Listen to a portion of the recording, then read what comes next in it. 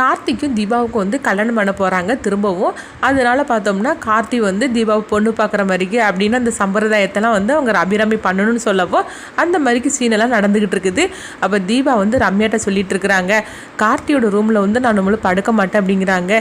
என்னாச்சு தீபா அப்படிங்கும்போது, ஆமாம் என்னதான் இருந்தாலும் இப்போ வந்து திரும்பவும் கல்யாணம் பண்ணுறனால பொண்ணு பார்க்குற மாதிரிக்கெல்லாம் வந்து இந்த மாதிரிக்கெல்லாம் வச்சுட்ருக்குறாங்களா, அப்படி இருந்தால் அப்போ கல்யாணத்துக்கு அப்புறமா தானே நான் ஒரு ரூமில் போய் நான் படுக்கணும், அதனால நான் இப்போ வந்து நான் அவர் ரூமில் படுக்க மாட்டேன் அப்படிங்கிறாங்க. இது கிட்டதுமே ரம்யா நினைக்கிறாங்க, இது ரொம்ப நல்லா இருக்குது அப்படின்னு சொல்லிட்டு ரம்யா நினைக்கிறாங்க.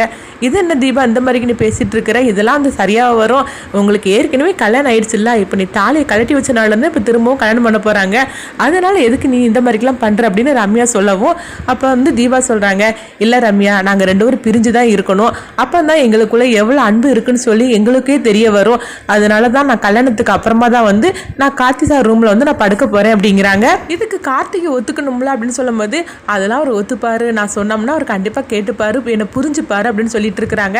அப்புறம் ரம்யா நினைக்கிறாங்க, இந்த திட்டத்தை பயன்படுத்தி நம்ம எப்படியாவது இந்த வீட்டில் நம்ம தங்கிடணுமே அப்படின்னு சொல்லி நினச்சிட்டு இருக்கும்போது அப்போ தீபா கேட்குறாங்க, என்ன ரம்யா என்ன யோசனை பண்ணிட்டு இருக்கிற அப்படிங்கவோ, இல்லை தீபா உன் கல்யாணத்தை வந்து நானே எல்லாத்தையும் எடுத்து செய்யணும்னு நான் ஆசைப்படுறேன், அதனால உனக்கு ஒவ்வொன்றையும் நான் பார்த்து பார்த்து செய்யணும்னு ஆசைப்படுதேன், ஆனால் என்ன பண்ணுறதுக்கு நான் அங்கே இருந்தோம்னா இங்கே ஓடி ஓடி என்னால் வர முடியாதுல்ல அப்படிங்கவோ அப்போ தீபா சொல்கிறாங்க, ஆமாம் சார் ரம்யா நீ சொல்கிறது கூட உண்மைதான், சொல்ல போனக்கு இந்த கல்யாணம் பிரம்மாண்டமாக நடக்கிறதுக்கு காரணமே நீ தான், நீ அன்னைக்கு சொன்னனால தான் இந்த அளவுக்கு பிரம்மாண்டமாக நடத்த போகிறாங்க, அப்படி இருக்கனால நீயும் என் கூட இருந்தால் நான் ரொம்பவே சந்தோஷப்படுவேன் அப்படிங்கிறாங்க. அதனால நீ என் கூடயே தங்கிற, அந்த கல்யாணம் முடிகிற வரைக்கும் நீ என் கூடயே இருந்தேன்னா நான் ரொம்பவே சந்தோஷப்படுவேன் தீபா அப்படின்னு சொல்லிட்டு இருக்கும்போதே அங்கே பார்த்தோம்னா மைதிலியும் மீனாட்சியும் வராங்க.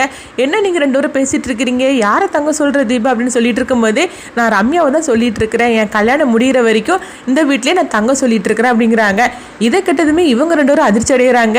இந்த தீபா ஏன் இந்த மாதிரிக்கெல்லாம் நடந்துகிட்டு இருக்கிறா, அவளை பற்றி சொன்னாலும் இவன் நம்ப மாட்டேங்கிறா, இவ வாழ்க்கையை கெடுக்கிறதுக்காக தான் அவள் திட்டம் போட்டுட்டு இருக்கிறா, இவன் என்னன்னா இவ கூடயே இந்த வீட்டில் தங்க சொல்கிறாள் அப்படின்னு சொல்லிட்டு மைதிலி மீனாட்சி சொல்கிறாங்க. என்ன தீபா நீ புரியாமல் பேசிட்டு இருக்கிற, ரம்யாவுக்கு அவங்க அப்பா அங்கே இருக்கிறாங்க, அவங்க அப்பா ஏற்கனவே உடம்பு சரியில்லாதவர், அவர் கவனிச்சுக்கிட வேண்டாமா அப்படிங்கவும் அப்போ ரம்யா சொல்கிறாங்க, இல்லை ஊரில் இருந்து எங்கள் சித்தப்பா பொண்ணு எங்கள் அப்பாவை பார்க்கறதுக்காக வந்திருக்கிறா, அவள் வந்து எங்கள் வீட்டில் தான் இருக்கிறா, அதனால அதை பற்றி ஒரு பிரச்சனையும் கிடையாது, அதுவும் தீபாவோட கல்யாணத்தை நான் எடுத்து செய்கிறேன்னு நினச்சோம்னா எங்கள் அப்பா ரொம்பவே சந்தோஷப்படுவார், அவருக்கு மட்டும் இந்த விஷயம் தெரிஞ்சிச்சுன்னா அவரே வந்து தீபா வீட்டில் இங்கே இருன்னு சொல்லிடுவார் அப்படின்னு ரம்யா இப்படி சொல்லியிருந்தாங்க. ஐயோ இவன் நல்லா விவரமாக தான் இவன் பேசிகிட்டு இருக்கிறா, இவன் எல்லாமே பிளான் போட்டு தான் பண்ணிட்டு இருக்கிறா, ஆனால் அந்த தீபாவுக்கு ஒன்றுமே புரிய மாட்டேங்குது, நம்ம சொன்னாலும் அவள் கேட்கவும் மாட்டேக்காள் அப்படின்னு மைதிலி மீனாட்சியும் ரொம்ப குழப்பத்தோடு இருந்துட்டு இருக்கிறாங்க. அப்போ அங்கே அபிராமி வராங்க.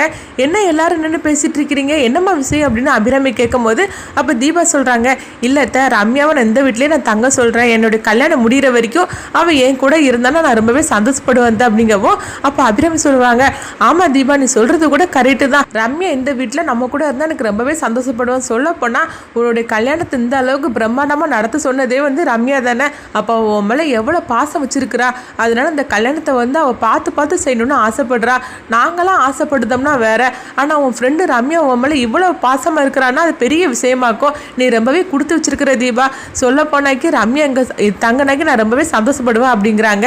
ஆனால் வந்து உங்கள் அப்பா அங்கே தனியாக இருப்பாங்களா உடம்பு சரியில்லாதவங்க அப்படின்னு அபிராமி சொல்லவும் அப்போ தீபா சொல்கிறாங்க, இல்லை அவங்க சித்தி பொண்ணு வந்து இங்கே வந்திருக்கிறாளாம், அதனால் வந்து அவங்க அப்பாவை பார்த்துருக்கிறதுக்கு ஒரு பிரச்சனையும் கிடையாது அப்படிங்கிறாங்க. அப்படியே ரொம்பவே நல்லதாக போச்சுது, அப்போ நீங்கே தங்கிற அப்படிங்கிறாங்க. இதெல்லாம் கேட்டுட்டு ரம்யா மனசுக்குள்ள நினைக்கிறாங்க, இதுக்கு தானே நான் எல்லா பிளான் பண்ணி செய்துட்டு இருக்கிறேன், அதுவும் இந்த மாதிரிக்கு ஒரு வாய்ப்பு கிடைக்குன்னு சொல்லி நானே எதிர்பார்க்கவே இல்லை, இது நான் எதிர்பார்க்காம தீபாவாலே வந்து வாய்ப்பு, இது நம்ம தவற விட்டுறக்கூடாது அப்படின்னு ரம்யா நினச்சிட்டு இருக்கிறாங்க. சரி தீபா நான் இங்கே தங்கியிருந்தேன், சரி எனக்கு ஆஃபீஸில் கொஞ்சம் வேலை இருக்குது நான் முடிச்சுட்டு வந்துட்டுமா அப்படிங்கும்போது சரி ரம்யா நீ போயிட்டு வா அப்படிங்கிறாங்க. அடுத்து ரம்யா வந்து அவங்க ரியாவுக்கு ஃபோன் பண்ணுறாங்க. அப்போ ரியா என்ன விஷயம்னு சொல்லி கேட்கும்போது, நான் வந்து போட்ட பிளான் வந்து சக்ஸஸ் ஆகி போச்சுது, இதில் வந்து இப்போ ஒரு ட்விஸ்டே வந்திருக்குது, சொல்ல போனால் தீபா வந்து என்ன அங்கே தங்க சொல்லிட்டா அப்படிங்கிறாங்க. இதை கேட்டதுமே ரியா அதிர்ச்சி அடைகிறாங்க. என்ன சொல்கிற, தீபாவும் ஒன்று தங்க சொன்னால் அந்த வீட்டில் அப்படிங்கும்போது, ஆமாம் இது நான் கொஞ்சம் கூட நான் எதிர்பார்க்கவே இல்லை அப்படிங்கிறாங்க. சரிதான் ரம்யா நீ வந்து ஆசைப்படுறதுலாம் சரிதான், ஆனால் கார்த்தி உங்களத்தில் தாலி கட்டுவான்னு நீ ஆசைப்பட்டுட்டு இருக்கிறியே, நான் திரும்பவும் கேட்குறேன் இது நடக்கவும் செய்யும் அப்படிங்கும்போது கண்டிப்பாக நடக்கும், நடக்கிறதுக்காக தான் நான் எல்லாமே நான் பிளான் பண்ணி செய்துட்ருக்கிறேன் அப்படிங்கும்போது எனக்கு என்னமோ அந்த கார்த்தி வந்து தீபா விட்டு பிரிஞ்சு வர்றதுக்கு வாய்ப்பே கிடையாது, நீ என்ன தான் பிளான் பண்ணாலும் சரிதான், கார்த்தி அவ்வளோ சீக்கிரமாலாம் வந்து உன்னால் வந்து வளைக்க முடியாது, அவன் அவன் எப்படிப்பட்டவனு எனக்கு தெரியும். ஏன் உனக்கு தெரிஞ்சிருக்குமே அப்படிங்கும்போது, ஆமாம் எனக்கு அவனை பற்றி நல்லாவே தெரியும், ஆனால் நான் அதுக்கும் ஒரு பிளானை வச்சிருக்கிறேன் அப்படிங்கிறாங்க. இதை கிட்டதுமே ரியா அதிர்ச்சி அடைகிறாங்க. என்ன சொல்கிற நீ, அதுக்கு ஒரு பிளான் வச்சிருக்கிறியா அப்படிங்கும்போது, ஆமாம் கடைசி நேரத்தில் அந்த தீபா கழுத்துக்கு அந்த தாலி போகாது, கார்த்தி அவனாவே வந்து என் கழுத்தில் அந்த தாலியை கட்டுவான் அப்படிங்கிறாங்க. இதை கிட்டதுமே ரியா அதிர்ச்சி அடைகிறாங்க. அப்போனா அது பெரிய பிளானாக தான் இருக்கும் போலுக்கு, அது என்னன்னு சொல்லு அப்படிங்கிறாங்க. கண்டிப்பாக சொல்ல மாட்டேன், அது கடைசியில் என்ன நடக்குமோ அந்த நேரத்தில் நீ பார்த்துக்கோ, அந்த பிளான் என்ன தவிர வேறு யாருக்குமே போகாது அப்படின்றதாங்க. அதனால அதை மட்டும் நீ கேட்காத, வேறு எதுனாலும் நீ கேளுன்னு நான் சொல்கிறேன், ஆனால் அந்த விஷயத்தை மட்டும் கேட்காது அப்படின்றதாங்க. சரி நான் ஃபோனை வைக்கிறேன்னு இதை சொல்கிறதுக்காக தான் நான் ஃபோன் பண்ண அப்படின்ட்டு ஃபோனை வச்சுருந்தாங்க ரம்யா. அடுத்து கார்த்தியோட வீட்டுக்கு தான் ரம்யா வராங்க. அப்போ தீபா கேட்குறாங்க, என்ன ரம்யா ஆஃபீஸில் போன வேலையெல்லாம் முடிஞ்சிருச்சு அப்படிங்கும்போது, ஆமாம் எல்லாமே முடிஞ்சிருச்சு அப்படிங்கிறாங்க. அப்பாட்ட சொல்லிட்டியா நீங்கள் தான் இருக்க போகிறேன்னு சொல்லிட்டு அப்படிங்கும்போது, ஆமாம் நான் அப்பாவுக்கு ஃபோன் பண்ணி சொல்லிட்டேன். அப்பா ரொம்பவே சந்தோஷப்பட்டார். தீபாவோட கல்யாணம் முடிகிற வரைக்கும் நீ அங்கேயும் அவள் பக்கத்தில் இருந்துக்கோன்னு சொல்லி ரொம்பவே சந்தோஷப்பட்டார் அப்படிங்கப்போ, அப்படியா சரி வா நீ கொஞ்சம் ஃப்ரெஷ் ஆகிட்டு வா அப்படின்னு சொல்லும்போது, ரம்யா சொல்கிறாங்க எனக்கு கொஞ்சம் தலைவலியாக இருக்குது தீபா அப்படிங்கும்போது, அப்படியா சரி நீ கொஞ்சம் ரெஸ்ட் எடுத்துக்கோ, இந்த ரூமில் போய் ரெஸ்ட் எடுத்துக்கோன்னு சொல்லிட்டு ஒரு ரூமை காட்டுறாங்க. சரி தீபா நான் ரெஸ்ட் எடுத்துக்கிடுது அப்படிங்கிறாங்க. சரி நீ எங்கே போகிற அப்படிங்கும்போது, நான் தான் உங்ககிட்ட சொன்னோம்லாம் நான் நம்மளுக்கு கார்த்தி சார் ரூமுக்கு வரமாட்டேன், நான் மீனாட்சி அக்கா கூட நான் படுத்துக்க போகிறேன் அப்படிங்கிறாங்க. இதை கிட்டதுமே ரம்யா சொல்கிறாங்க, சரி சரி நீ சொல்லிட்டேன்னா நான் அவ்வளோதான், அதுக்கப்புறம் நீ உன் முடிவை மாற்றிக்க மாட்டேன்னு எனக்கு தெரியும், ஆனால் என்னது கார்த்தி சார் தான் பாவம் அப்படின்னு ரம்யா வந்து சும்மா கிண்டல் பண்ணுற மாதிரி நடிச்சிட்டு இருக்கிறாங்க. அப்போ தீபாவும் சிரிச்சுக்கிட்டு போயிருந்தாங்க. அடுத்து பார்த்தோம்னா ரம்யா வந்து நேராக கார்த்தியோட ரூமுக்கு வராங்க. வந்து அவங்க பார்க்குறாங்க கார்த்தியோட ஃபோட்டோலாம் அங்கே இருக்குது. அதை பார்த்துட்டே வந்து அவங்க அப்படியே நின்றுக்கிட்டு இருக்கிறாங்க. அடுத்துதான் அவங்க ஒரு பிளானை போடுறாங்க. அதுபடி பார்த்தோம்னா தீபாவோட சேலையை வந்து அவங்க எடுத்து கட்டிக்கிறாங்க. கட்டிட்டு தீபா மாதிரிக்கே வந்து அவங்க அலங்காரம்லாம் பண்ணிவிட்டு அவங்க கட்டில் வந்து படுத்துக்கிட்டுதாங்க. அப்போ கார்த்தியோட சவுண்டு கேட்குது. ஓஹோ கார்த்தி வந்தாச்சு அப்படின்னு சொல்லிட்டு அவங்க கட்டில் மேலே வந்து அவங்க திருமண மாதிரிக்கு அவங்க படுத்துக்கிட்டுதாங்க. அப்போ கார்த்தியும் வராங்க. ஓ தீபா படுத்துட்டாங்க போலுக்கு அப்படின்னு சொல்லிட்டு கார்த்தியும் வந்து சரின்னு சொல்லிட்டு அவங்களும் கட்டில் வந்து படுத்துருந்தாங்க. லைட் ஆஃப் பண்ணிவிட்டு கொஞ்ச நேரம் கழிஞ்சதுமே வந்து ரம்யா நினைக்கிறாங்க, கார்த்தி வந்து படுத்துட்டா நம்மளை தீபா நினச்சிட்டான் போலுக்கு அப்படின்னு சொல்லி அவங்க நினைக்கிறாங்க. தீபாவை காட்டுதாங்க. தீபா வந்து மீனாட்சி கிட்ட பேசிகிட்டு இருக்கிறாங்க. அப்போ தீபா சொல்கிறாங்க, கார்த்தி சார் வந்துட்டாரோ என்னமோ தெரியலையே, நான் போய் பார்த்துட்டு வரேன்னு சொல்லிட்டு அவங்க பார்க்கவும், அப்போ அபிராமி சொல்கிறாங்க, கார்த்தி வந்துட்டான்னா வந்து சாப்பிட்டுட்டு அவன் ரூமுக்குள்ளே போயிட்டான் போலுக்கு அப்படிங்கும்போது, சரி நான் போய் கார்த்தி சாரை பார்க்குறேன் அப்படின்னு சொல்லிட்டு தீபா வந்து கார்த்திட்ட போய் நம்ம சொல்லிடலாம், நம்ம வந்து இன்னையிலேருந்து மீனாட்சி அக்கா கூட தான் படுக்க போகிறோங்கிறத வந்து நம்ம கார்த்தி சார்கிட்ட சொல்லிடலாம் அப்படின்ட்டு தீபா வந்து நேராக பார்த்தோம்னா கார்த்தியோட ரூமுக்கு வராங்க. வந்து பார்க்குறாங்க லைட்டெல்லாம் ஆஃப் ஆகிருக்கு. அவர் படுத்துட்டாரு போலுக்கு அப்படின்னு சொல்லிட்டு அவங்க லைட்டை போடுறாங்க. போடவும் தீபாவுக்கு ஒரு பெரிய அதிர்ச்சி காத்துட்டு இருக்கு. ஏன்னா கார்த்தி வந்து படுத்துருக்குறாங்க. அதுக்கு ஆப்போசிட் சைடில் பார்த்தோம்னா தீபா படுத்துருக்கிற இடத்துல வந்து ரம்யா படுத்துருக்குறாங்க. இது பார்த்ததுமே வந்து தீபா அதிர்ச்சி அடைகிறாங்க. அப்போ கார்த்தி சார் அப்படின்னு சொல்லி அவங்க கத்தவும் கார்த்தி எந்திக்கிறாங்க. எந்திரிச்சதுமே என்ன தீபா அப்படிங்கிறாங்க, உங்கள் பக்கத்தில் யார் படுத்துருக்குறாங்க அப்படின்னு சொல்லி கேட்கவும், இதை சொன்னதுமே வந்து கார்த்தி அதிர்ச்சி அடைகிறாங்க. என்ன தீபா சொல்லிட்டு இருக்கிறீங்க, நீங்கள் தானே என் பக்கத்தில் படுத்துருந்தீங்க, நீங்கள் என்னென்னா இப்படி கேட்டுட்டு இருக்கிறீங்க அப்படிங்கும்போது, இல்லை நான் உங்ககிட்ட படுக்கல, நான் இப்போ தான் நான் ரூமுக்குள்ளேயே வார அப்படிங்கிறாங்க. அப்போ யார் பக்கத்தில் படுத்துருப்பா அப்படின்னு சொல்லி பார்க்கும்போது ரம்யா வந்து தூங்கின மாதிரி அவங்க நடிச்சிட்டு இருக்கிறாங்க. அப்போ ரம்யா நினைக்கிறாங்க, கரெக்டான நேரத்தில் இந்த தீபா வந்துட்டாலே இவ வரமாட்டாலாம் நினச்சோம், நம்ம நினச்சதெல்லாம் வந்து பாலாக போயிடுச்சுதே, இவையே இதுக்கு வந்தான்னு சொல்லிட்டு சரி நம்ம தூங்கின மாதிரிக்கு நடிச்சிடலான்னு சொல்லிட்டு அவங்க தூங்கின மாதிரிக்கு நடிச்சிட்டு இருக்கிறாங்க. அப்போ தீபா வராங்க, வந்து பார்க்குறாங்க ரம்யா தான் படுத்துருக்குறாங்க. ரம்யா இப்போ இங்கே வந்து படுத்துருக்குறா, அவளோட தான் நான் வேறு ரூம் கொடுத்தோம்ல அந்த ரூமில் தானே அவள் படுத்துருக்கணும், அவள் வந்து ஃப்ரெஷ் ஆகிட்டு வரந்தானே சொன்னால், அதுவும் இல்லாமல் அவள் என்னுடைய புடவையெல்லாம் எடுத்து கட்டியிருக்காள் அப்படின்னு சொல்லிட்டு தீபா அதிர்ச்சி அடைகிறாங்க. அப்போ ரம்யா ரம்யான்னு சொல்லி கூப்பிடவும் ரம்யா தூக்க கழகத்தில் எந்திரிக்கிற மாதிரி அவங்க எந்திரிக்கிறாங்க. எந்திரிச்சதுமே பார்க்குறாங்க, என்ன ரம்யா நீங்கள் வந்து படுத்துருக்கிற, அதுவும் என்னுடைய புடவையை கட்டியிருக்கிற, என்ன நடக்குது அப்படின்னு சொல்லி ரம்யாட்ட வந்து தீபா அதிர்ச்சியோட கேட்கவும் கார்த்தி ஒன்றும் புரியாமல் அவங்களும் அதிர்ச்சி அடைகிறாங்க. இந்த ரம்யா எதுக்காக இங்கே வந்து படுத்துருக்குறாங்க, அதுவும் இல்லாமல் தீபாவோட புடவையை கட்டியிருக்கிறாங்க, அதனால நான் தீபா படுத்துருக்கதான் நினச்சிட்டேன், அதுவும் முகத்தை வந்து திருப்பி வச்சு படுத்துருக்கனால நான் தீபாலாம் நினச்சிட்டேன் அப்படின்னு சொல்லி கார்த்தி வந்து தீபாட்ட சொல்லிட்டு இருக்கிறாங்க. அப்போ ரம்யா மேலே கொஞ்சம் கோவத்தோடு தான் தீபா கேட்குறாங்க, என்ன தீபா என்ன நடந்துக்கிட்டு இருக்குது, எதுக்காக என்னுடைய புடவை எடுத்துக்கிட்டுன்னா, அதுவும் இந்த ரூமில் வந்து நீ படுத்திருக்கிறிய, நான் தான் உனக்கு வேற ஒரு ரூம் கொடுத்தோம்ல அப்படிங்கவும், அப்போ கார்த்தி கேட்குறாங்க, எதுக்காக நீ ரம்யாவுக்கு வேற ஒரு ரூம் கொடுத்தேங்க, என்ன தான் நடக்கு அப்படின்னு சொல்லும்போது, இல்லை ரம்யா வந்து நம்மளுடைய கல்யாணம் முடிகிற வரைக்கும் நான் இந்த விட்டு தங்க சொன்னேன், இதுக்கு அத்தையும் சம்மதிச்சுட்டாங்க, அதனால தான் நான் ரம்யாவுக்கு வேறு ரூமை நான் கொடுத்தேன், அவள் வந்து ஃப்ரெஷ் ஆகிட்டு வரேன்னு சொன்னால், நான் மீனாட்சி அக்காட்ட உட்காந்து பேசிகிட்டு இருந்தேன், இங்கே வந்து பார்த்தா இப்படிலாம் நடந்திருக்கு அப்படின்னு சொல்லவும் அப்போ தான் கார்த்திக்கும் புரியுது. அப்போ ரம்யா சொல்கிறாங்க, இல்லை தீபா நான் வந்து ஃப்ரெஷ் ஆகிறதுக்காக போனேன், ஆனால் வந்து நான் வாமிட் பண்ணிட்டேன், என் புடவையிலலாம் ஆகிப்போச்சுது, அதனால தான் உன்கிட்ட கேட்கலான்னு சொல்லிட்டு வந்தேன், சரி பார்த்தோம்னா வந்து உன்னோட ரூம் திறந்துருந்து தான் நானே நானே ஒன்று டிஸ்டர்ப் பண்ண வேணாம்னு சொல்லிட்டு அந்த புடவை எடுத்து கட்டிட்டேன். எனக்கு ஒரே தலை பாரமாக இருந்ததா, நான் அப்படியே படுத்துட்டேன் பார்த்துக்கோ அப்படின்னு ரம்யா போய் சொல்லியிருந்தாங்க. இதை வந்து தீபாவும் உண்மையை நம்பிட்டாங்க. அப்படியே ரம்யா, நான் ஒரு நிமிஷத்தில் நான் ஒன்று தப்பாக நினச்சிட்டேனே, நான் மன்னிச்சிரு அப்படிங்கும்போது, பரவாயில்ல தீபா, நீ நினச்சல எந்த தப்பும் கிடையாது, நான் தான் தப்பு பண்ணிட்டேன். நான் உங்ககிட்ட வந்து நான் புடவையை கேட்டிருக்கோன்னா நான் ஒன்று கேட்காம நான் எடுத்து கட்டினது தப்பு தான். நான் வந்து சரி உன்னை டிஸ்டர்ப் பண்ண வேண்டாம்னு சொல்லிட்டு தான் நான் இந்த மாதிரிலாம் பண்ணிட்டேன் அப்படிங்கிறாங்க.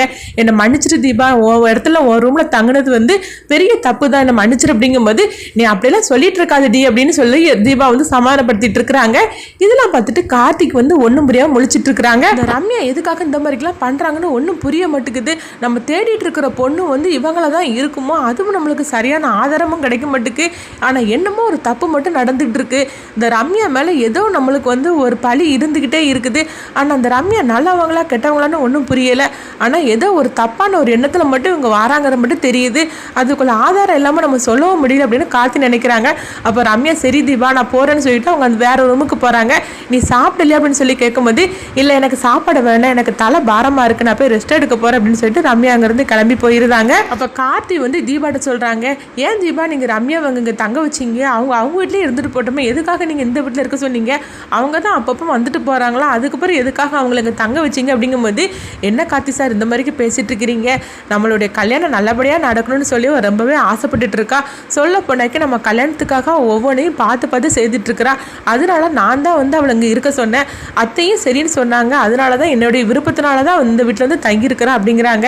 உங்கள்கிட்ட கேட்காம நான் சொன்னது தப்பாக போச்சு அப்படிங்கும்போது, அப்படிலாம் ஒன்றும் இல்லை தீபா அப்படின்னு சொல்லிட்டு கார்த்தி சொல்லியிருந்தாங்க. சரி நான் மீனாட்சி அக்கா ரூமில் போய் நான் படுக்க போகிறேன் அப்படிங்கும்போது, எதுக்காக நீ மீனாட்சி அக்கா அண்ணன் ரூமில் போய் படுக்க போகிறேன் அப்படிங்கப்போ, இல்லை இல்லை நம்மளுக்கு கல்யாணம் முடிகிற வரைக்கும் நான் அங்கே தான் படுக்க போகிறேன் அப்படிங்கிறாங்க. இது கிட்டதுமே கார்த்தி கேட்குறாங்க, ஏன் தீபா என்ன திடீர்னு இந்த மாதிரிக்கு முடியும் அப்படிங்கும்போது, ஆமாம் நீங்கள் என்னை பொண்ணு பார்த்துட்டு போயிருக்கிறீங்க, நம்மளுக்கு கல்யாணம்லாம் பண்ணி முடிச்சதுக்கு அப்புறமா தான் அந்த ரூமுக்கு நான் வர முடியும், இப்போ தான் பொண்ணு பார்த்துட்டு போயிருக்கிறீங்க, அதுக்குள்ளேயுமா நான் உங்கள் ரூமில் வந்து படுக்க முடியும் அப்படின்னு சொல்லவும், இது கிட்டதுமே கார்த்தி வந்து தீபாவை பார்த்துட்டு இருக்கிறாங்க. அப்போ தீபா வந்து வெக்கப்பட்ட மாதிரி நிற்கிறாங்க. அப்போ கார்த்தி சொல்கிறாங்க, ஓஹோ உங்களுக்கு வந்து மனசில் உண்மையிலேயே வந்து நம்மளுக்கு கல்யாணம் ஆகலைன்னு நினச்சிட்டிங்களா என்ன, ஏற்கனவே நம்மளுக்கு கல்யாணம் ஆகி போச்சுது, இப்போ சும்மா ரெண்டாவது நம்ம கல்யாணம் பண்ணிக்க போகிறோம், நீங்கள் பண்ணுறதெல்லாம் பார்த்தா நம்மளுக்கு உண்மையிலேயே இன்னும் தான் கல்யாணம் ஆக போகிற ஃபீலிங் வந்துருச்சு அப்படின்னு கார்த்தி வந்து சொல்லவும் சிரிச்சுக்கிட்டே தீபா வந்து வெக்கப்பட்டுட்டு இருக்கிறாங்க. ஆமாம் கார்த்தி சார், நம்ம கல்யாணம் முடிகிற வரைக்கும் நம்ம ஒருத்தர் நம்ம பிரிஞ்சு தான் இருக்கணும், கல்யாணம் பண்ணதுக்கு அப்புறமா தான் நம்ம வந்து இந்த ரூமுக்குள்ளே வரணும் அப்படிங்கிறாங்க. இதை கட்டதுமே கார்த்தி கேட்குறாங்க, அப்படியா தீபா, அப்போ நீங்கள் முடிவு பண்ணிட்டீங்களா மீனாட்சி அண்ணி ரூமில் தான் தங்கணும்னு சொல்லி முடிவு பண்ணிட்டீங்களா அப்படிங்கும்போது, ஆமாம் கார்த்தி சார் நான் அங்கே தான் படுத்துக்க போகிறேன் அப்படிங்கிறாங்க. சரி உங்கள் இஷ்டம், நீங்கள் இஷ்டப்பட்டீங்கன்னா ஓகே தான் அப்படின்னு சொல்லவும், உங்களுக்கு ஒன்றும் பிரச்சனை இல்லை, என் மேலே கோவம் இல்லை அப்படிங்கும்போது, அதெல்லாம் நான் என்னைக்கு உங்கள் மேலே கோவப்பட்டிருக்கிறேன் அப்படிங்கிறாங்க. தீபா சிரிச்சுக்கிட்டே அங்கேருந்து கிளம்பி போகிறாங்க. இந்த மாதிரி நடந்துட்டுருக்கு. அடுத்து ரம்யாவை தான் காட்டுறாங்க. ரம்யா வந்து அந்த ரூமுக்கு வந்துருந்தாங்க. வந்ததுமே வந்து பயங்கரமான கோவத்தோடு இருந்துட்டு இருக்கிறாங்க. நம்ம எப்படிலாம் திட்டம் போட்டு கரெக்டாக நம்ம கார்த்தியோட ரூமில் போய் படுத்தோம், அவளை மாதிரிக்கு புடவையும் கட்டிட்டு வந்து படுத்தோம், ஆனால் கரெக்டாக அந்த தீபா இப்படி வருவான்னு சொல்லி நம்ம கொஞ்சம் கூட எதிர்பார்க்கவே இல்லையே, அவள் மட்டும் வராமல் இருந்திருந்தா நம்ம நினச்ச மாதிரிக்கு எல்லாமே நடந்துருக்குங்க அப்படின்னு ரம்யா வந்து கோவத்திலேயே தீபாவை போட்டு திட்டிகிட்டு இருக்கிறாங்க. சரி பரவாயில்ல, என்னதான் இருந்தாலும் இன்னைக்கு தானே வந்திருக்கிறோம், நம்ம இங்கே தானே தங்க போகிறோம், கொஞ்சம் கொஞ்சமாக வந்து கார்த்தி நம்ம நெருங்கிடணும், நம்ம இங்கே தானே இருக்க போகிறோம், நம்ம ஆட்டத்தை இன்னும் தான் காட்டணும் அப்படின்னு சொல்லி ரம்யா வந்து மனசுல நினச்சிட்டு இருக்கிறாங்க.